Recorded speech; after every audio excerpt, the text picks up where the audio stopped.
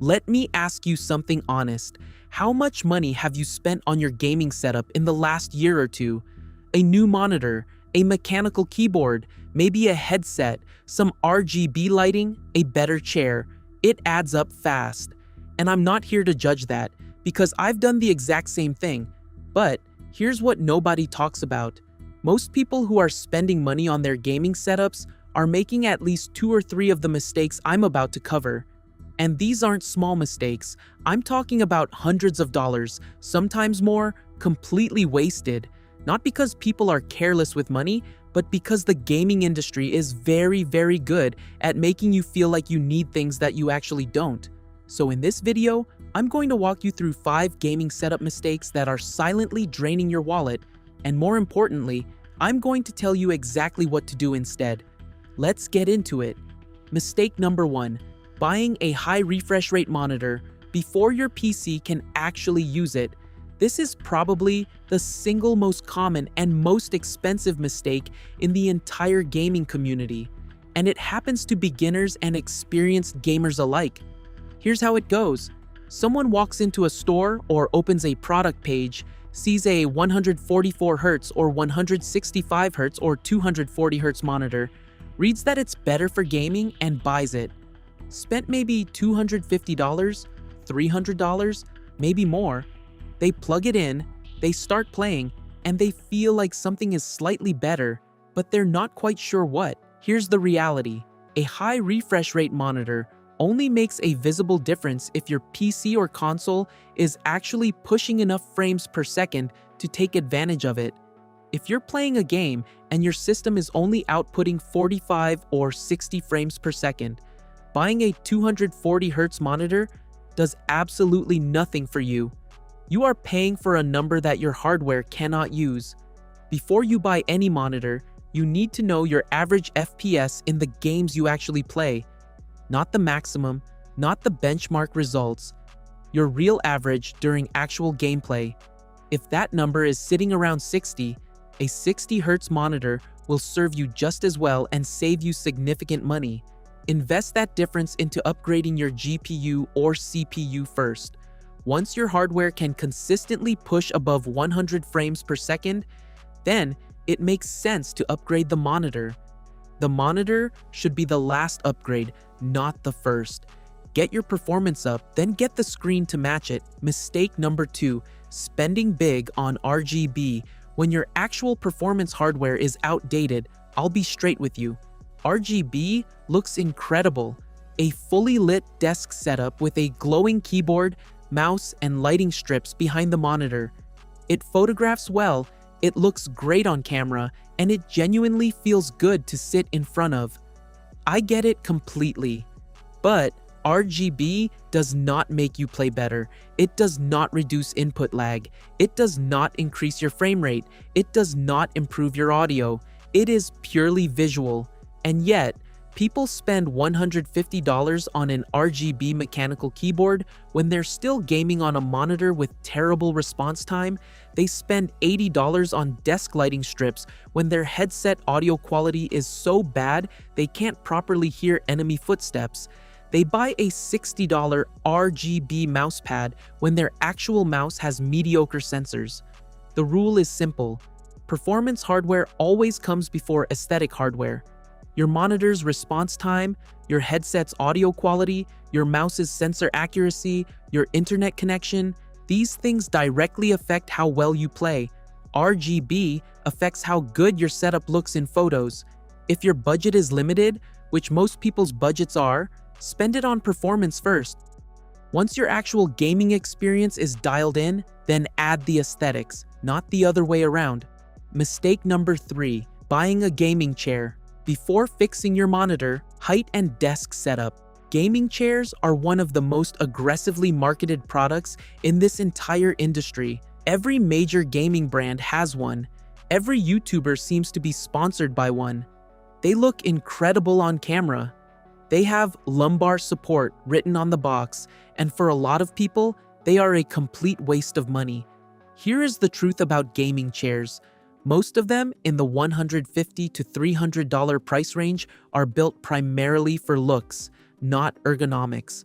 The foam compresses within 6 to 12 months and stops providing meaningful support. The lumbar pillow that comes included is usually a decorative cushion that doesn't actually sit at the right position for most people's spines.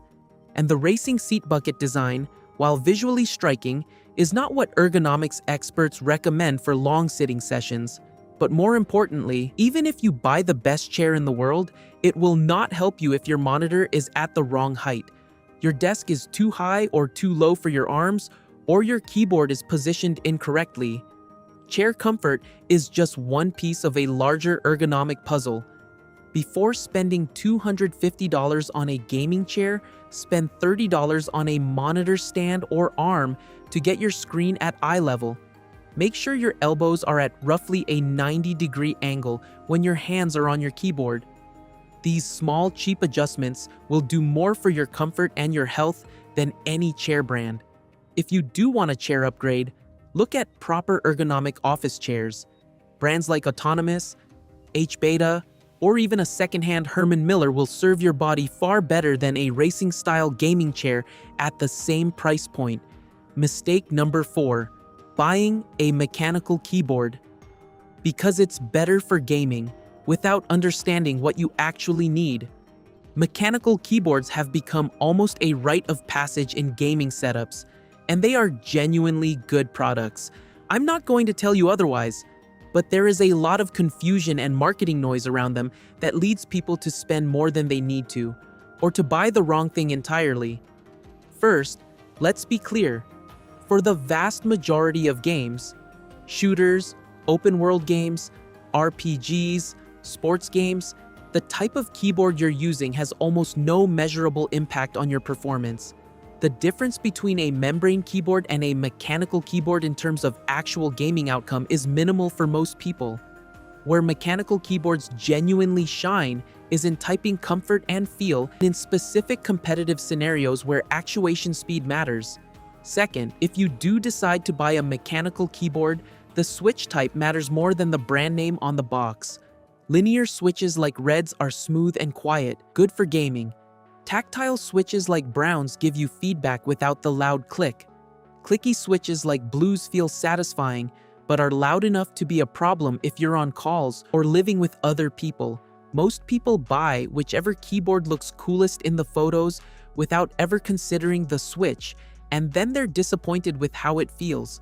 Third, and this is the money-saving part, you do not need to spend $150 or $200 on a mechanical keyboard to get a genuinely good one. There are excellent options in the $50 to $80 range that use quality switches and will last you years. The price jump from $80 to $200 is mostly paying for branding, RGB customization software, and aluminum casing. If those things matter to you, great. But if you just want a good keyboard that feels nice and performs well, you don't need to break the bank. Mistake number 5. Upgrading your setup instead of upgrading your internet. This one is the mistake that almost nobody talks about, and it might be the most impactful one on this entire list, especially if you play any online games at all. You can have a $3,000 gaming PC, a 240Hz monitor, the best mechanical keyboard, and a top-of-the-line headset.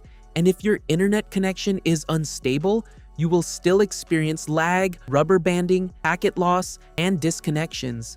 Your entire setup becomes irrelevant the moment your connection drops. And here's what surprises most people. The issue is often not your internet plan speed. Most people pay for enough speed. The issue is how you're connecting.